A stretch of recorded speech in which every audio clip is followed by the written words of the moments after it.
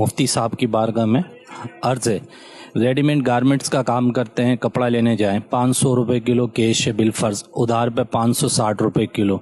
क्या शरअन ये जायज़ है कि उधार और नगद के रेट अलग-अलग? अब बिलफर्ज है, कैश ख़रीदने की ताकत नहीं है, 500 रुपये किलो कैश है, क्रेडिट में 3 महीने के चेक पे 4 महीने के टाइमिंग पे 560 580 जिस तरह से टाइम पीरियड होता है उस हिसाब से रेट होते हैं। क्या ये शरअन जायज़ है? इसके बारे में इरशाद फरमा दीजिए। रेडीमेड सूट और कपड़े के हवाले से, और इसका पता ये भी है कि ये भी तोल के बिकते हैं, यानी पर केजी के हिसाब से, और आगे ये पर पीस ही इनको फ़रोग किया जाता है आमतौर पे जो रिटेल के अंदर वो बेचते हैं।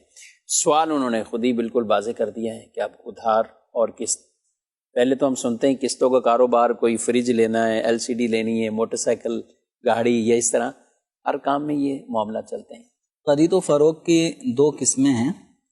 बाज़ औक़ात ये होता है कि जिसके पास कैश अमाउंट है तो वो अपने कैश अमाउंट देकर ही वो चीज़ हासिल कर लेता है, और कभी ऐसा होता है कि आदमी को ज़रूरत चीज़ की है लेकिन उसके पास अमाउंट नहीं है कि वो उसकी अदायगी कर सके, तो वो 2, 4, 5 महीने टाइम ले लेता है। तो अब इसके अंदर फिर एक बीच का रास्ता ये निकाला जाता है कि ठीक है, अगर आपके पास अभी अमाउंट नहीं है तो फिर मैं इसको महंगा करके बेचूंगा।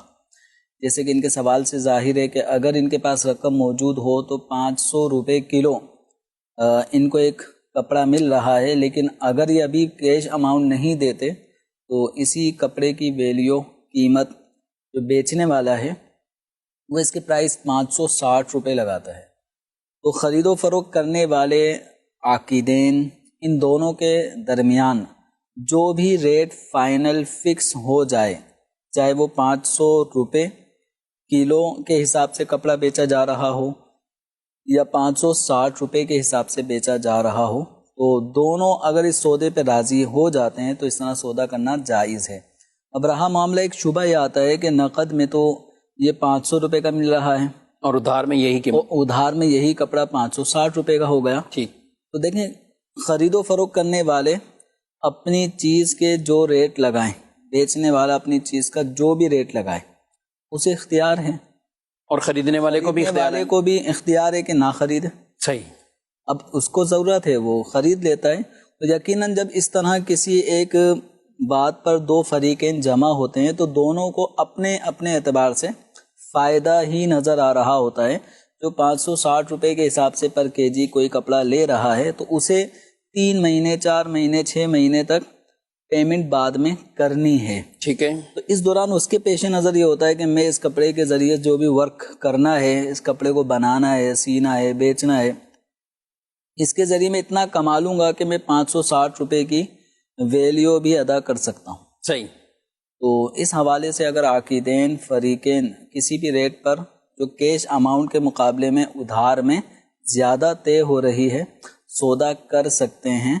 और हमारे फ़ुक़हा किराम ने इस बात को किताबों में वाज़ेह तौर पे बयान किया है कि अगर कोई चीज़ मिसाल के तौर पे नक़द 1000 रुपये की है और उधार वही चीज़ 2000 रुपये की, तो फरमाया कि जायज़ है, वला युकरहु, मना नहीं है, और इसमें किसी किस्म का कोई सूद का पहलू नहीं है। बात को शुबह सिर्फ यही होता है कि भाई चीज़ तो वही है ना, अब अगर इसकी कीमत 50,000 रुपये थी, इस बाइक की या मोबाइल की कीमत 50,000 थी, तो अब इसी की कीमत 60,000 ले रहे हैं, और ये वक्फे की वजह से 60,000 ले रहे हैं, तो इसलिए ये सूद हो जाता है।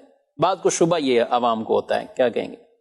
अब जो भी मोबाइल अगर 50,000 रुपये का नकद दे रहा है और उधार में वही 60,000 का दे रहा है, तो वो 60,000 लेने की सूरत में इसी मोबाइल की कीमत 50 से 60 कर रहा है। ठीक।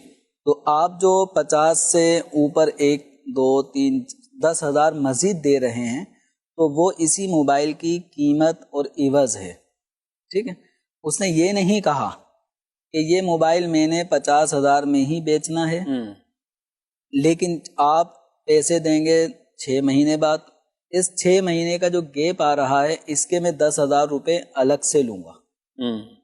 बेचा 50 का, लेकिन 6 महीने बाद आप पैसे देंगे, तो इस 6 महीने का जो ड्यूरेशन, मुद्दत के ऊपर, इस मुद्दत के मैं आपसे अलग से 10,000 रुपये ले रहा हूँ। تو اب موبائل کے 50 ہی ہیں، مدت لمبی ہونے دراز ہونے اس کی وجہ سے وہ 10,000 عوض مدت کا اگر لے گا تو یہ ناجائز ہے. لیکن اگر وہ کہے کہ بھائی یہی موبائل 50,000 کا نقد ہے، یہی موبائل 60,000 روپے میں ادھار، لیکن یہ جو 60,000 ہیں وہ تقسیم نہیں کر رہا رقم، صحیح ہے، کہ 50,000 موبائل کے اور 10,000 روپے 6 مہینے آپ کو جو میں وقت دے رہا ہوں اس کے. ایسا کوئی بھی مسلمان جو قسطوں پہ انسٹالمنٹ پہ سامان دیتا ہے تو وہ الگ سے مدت کے الگ سے پیسے نہیں شمار کرتا. بالفرض اگر کوئی کرے تو وہ غلط کر رہا ہے، تو وہ غلط ہوگا، وہ ناجائز ہوگا. لیکن عمومی طور پر جیسے کہ ہمارے سائل محترم نے سوال کیا کہ 500 روپے فی کلو، 500 روپے اگر ایک کپڑا دیا جاتا ہے کیش میں اور وہی کپڑا 560 روپے فی کلو ہو جاتا ہے ادھار میں، تو اس میں کوئی مذائقہ نہیں ہے. یہ جو 60 روپے اضافی آپ دے رہے ہیں وہ اس کپڑے کا 1 kg کا ریٹ بڑھا دیا.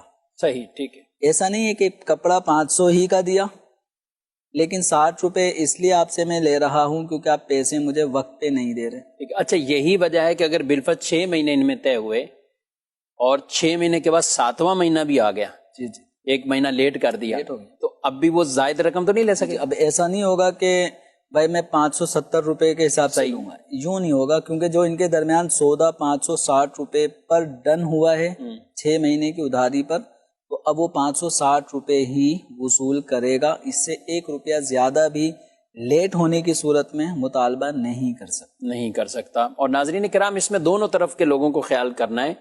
جس نے کسی سے پیسہ لیا، چاہے قرض کی صورت یا اس طرح کا اس پر دین آ جاتا ہے کسی عوض میں، اس نے مدت 6 مہینے کی رکھی، تو اب وہ اس کی ادائیگی کے اندر اپنے اسی وقت اور اپنے اسی ایگریمنٹ کے تحت فوراً یہ رقم اس کی ادا کرے.